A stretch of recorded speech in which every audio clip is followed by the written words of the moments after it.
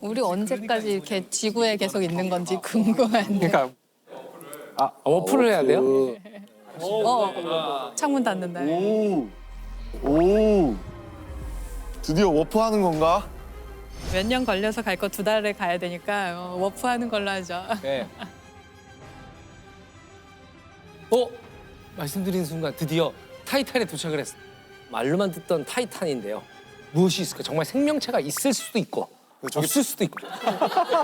타이탄에 네, 항해사 문을 열어주세요. 자, 타이탄은 어떤 모습일지 궁금합니다. 오. 문 열린다. 오. 열린다.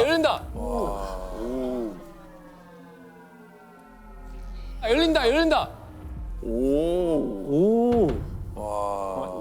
토성. 토성이 보이네요. 저기 토성이구나. 예. 와. 타이탄에서 진짜 저렇게 토성이 보이나요? 보이죠, 저렇게. 예. 우리 보름달보다 한 넓이가 한 10배 큰 토성이 어마어마하게 큰 토성이. 계속 보이겠구나. 네. 와. 김상욱 교수님은 괴물 같은 인간 주제를 듣고 어떤 생각이 드셨어요? 사실 제일 처음에 떠올랐던 거는 사실 프랑켄슈타인이었거든요. 근데 아무래도 이 주제는 누군가 할 것 같은 느낌이 좀 들은 데다가 그래서 좀 생각을 바꿔서 저도 역시 괴물을 좀 좋은 뜻으로 해석을 해볼까.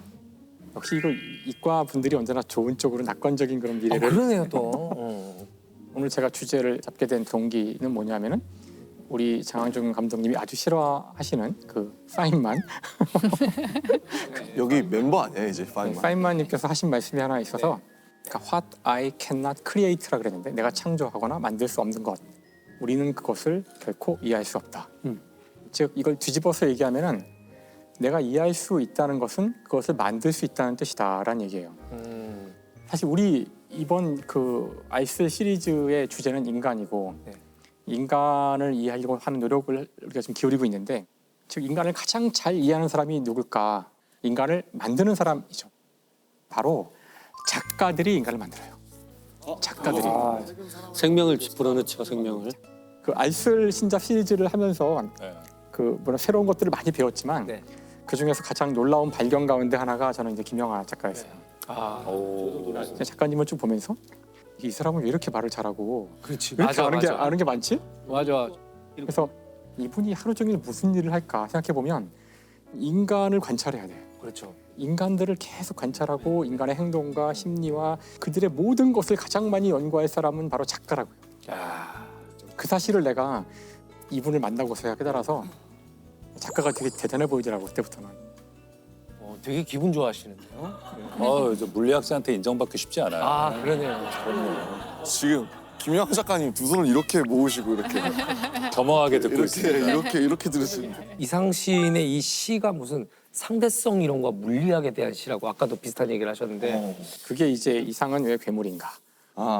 이 작품에 대한 여러 가지 해석들이 있을 수 있는데 저는 이제 물리학자니까 이제 물리학자의 시각으로 특화된 그런 이상에 대한 이야기를 해보려고 해요. 작품에 대한 이야기를. 우선 이상이 얼마나 찐 이공계인가를 보여주는 몇몇 예들을 제가 이제 보여드리려고 해요. 찐 이과가 아니면 쓸 수 없는 그런 표현들이 막 나오거든요. 이건 1933 6월 1일이라는 제목이에요. 천칭 위에서 30년 동안이나 살아온 사람, 어떤 과학자, 30만 개나 넘는 별을 다 헤어놓고 만 사람, 역시 인간 70, 아니 24년 동안이나 뻔뻔히 살아온 사람, 가로 열고 나. 이게 물론 어떻게 해석해야 될지 조금씩 달라요. 다른데 제가 보기에 가장 그럴듯한 해석은 아마 피커링이라고 아시죠? 에드워드 피커링, 미국의 천문학자인데 수많은 여성들을 고용을 해서 그 사람들에게 일을 맡겨서 이분들이 하늘을 분석하고 하는 많은 데이터들을 모았어요. 그래서 천칭이란 게 하늘의 별자리를 보는 건데요. 그 연구해온 사람이 있고 30만 개가 넘는 별들을 헤어놓고 있었다. 이 일을 한 사람을 빗대어서 그 하늘을 보고 그 수십만 개의 별을 분석한 사람들, 하지만 나는 뻔뻔하게 24년을 아무것도 안 하고 살아왔다는 거죠. 그 안에 그 사실 다 들어가 있네요. 그 천문학에 대한 어떤 사랑이 나타나 있고 그러네 관심이 대단했던 거네요, 그죠? 또 다른 시에는 이제 보통 기념이라는 시에는 제가 두세 구절을 읽어드릴 텐데 네. 역시 나는 뉴턴이 가르치는 물리학에는 퍽 무지하였다. 물리학에 낙제하는 뇌수에 피가 묻은 것처럼 자그마하다. 나는 지구의 공전 일주를 기념할 줄 다 알았더라. 뉴턴이나 공전 뭐 이런 그 낙하 문제 이런 것들을 자유자재로 막 사용하고 있고요. 네. 서양에서는 정말 그 현대 과학의 혁명이 일어나고 있던 시기에 과연 우리는 그걸 알았을까? 네. 이게 언제나 궁금했었거든요. 근데 이상 시인의 이 시를 보면 그게 들어있는 것 같고 우리가 생각한 거 이상으로 당시에 그 식민지 시대의 경성은요 굉장히 전 세계 뉴스에 밝았어요. 그래서 이상 정도 되는 지식인들이면 시와 무슨 소설 이런 얘기를 했을 것 같지만 모여서 과학을 주제로 얘기한 경우가 굉장히 많았다 그래요. 결정적으로는 사실 이 시를 보면 저는 정말 와 가슴이 정말 띵 하던데 보세요 한번 여기 보시면 시에 이런 걸 쓰는 사람이 있다니 이게 지금 시의 일부거든요. 아, 3차각 설계도 점을 찍어서 2차원 행렬 어레이를 만든 건데 저는 이걸 딱 보는 순간 이제 양자역학의 제일 중요한 행렬을 쓴 게 아닐까 저는 그렇게 해석했지만 저같이 생각하는 사람은 아무도 없더라고요. 아, 근데 왜 행렬이 제일 중요해요? 양자역학에서? 양자역학을 수학으로 쓰는 방법이 두 가지 방법이 있어요. 하나는 하이젠베르크가 만든 행렬 역학이고 다른 하나는 슈웨딩거가 만든 파동 역학이에요. 정확히 이렇게 쓰거든요. 이런 식으로. 그래서 아마도 제 예상은 이상이 행렬에 대한 얘기를 어서 본 것 같다는 생각을 자꾸 하게 되는데 그럴 수 봤을 있겠네. 거야. 이 밑에 나오는 이야기 보면 알 수 있어요. 양자역학의 본질을 깨달은 것 같은 느낌이 드는 문장들인데 원자는 원자이고 원자이고 원자이다. 생리작용은 변이하는 것인가? 이 세상 모든 것은 원자로 되어 있는데 이들은 그 자신은 변하지 않지만 재배치, 재배열을 할 뿐이라는 것이 우리가 파인만 이야기할 때 했던 세상 만물은 원자로 되어 있다의 핵심이에요. 우리가 보기엔 사람이 변화된 것 살고 같지만. 죽고 하는 것 같지만 원자는 원자이고 원자이고 원자이고 원자이다. 그러니까 사실은 원자들의 재배치일 뿐이다. 원자는 변하지 않는다. 그런 말을 하는 것이라고 저는 보인다고요. 네. 그리고 그 다음도 원자는 원자가 아니고 원자가 아니고 원자가 아니다. 방사능 붕괴인가?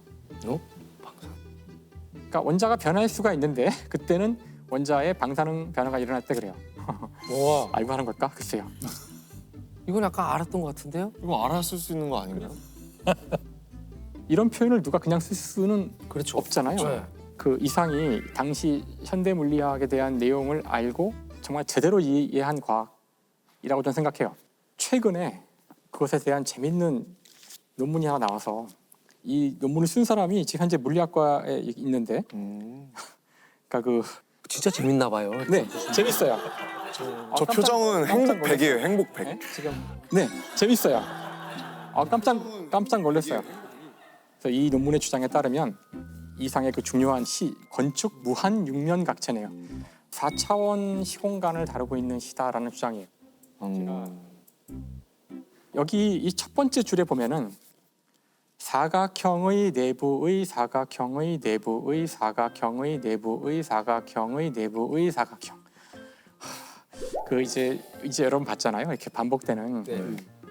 얼핏 생각하면 사각형 내부의 사각형 그러면은 사각형이 있고 또 내부의 사각형, 네. 내부의 사각형 뭐하러 이런 짓을 계속 하는 걸까? 러시아 인형 같은 거 아니에요? 맞아요. 러시아 인형을 사각형으로 만들고 있나? 그렇게 볼 수도 있지만 제가 이해를 돕기 위하여 종이와 준비성이. 가위를 갖고 왔는데 만드시게요. 오. 뭘 아, 하시면 요렇게 겹치는구나. 직각으로. 이렇게 하면은 이 사각형의 중심에 이 사각형의 중심이 놓이게 되죠. 네네. 네. 그러니까 사각형 안의 사각형이 되는 거죠. 네. 여기에 한 개를 더 끼워 넣으면 이제 쉽진 않은데 일로 끼워 넣을 수 있겠죠? 머리에 상상이 되시죠? 네네.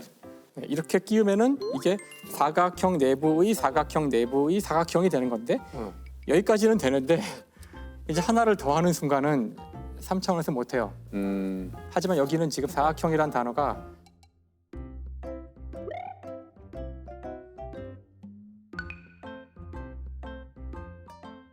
그러니까 이것은 이상은 그 시를 통해서 4차원에서 건물을 지으면 어떻게 될까? 그걸 지금 조감해보고 있다는 뜻이에요.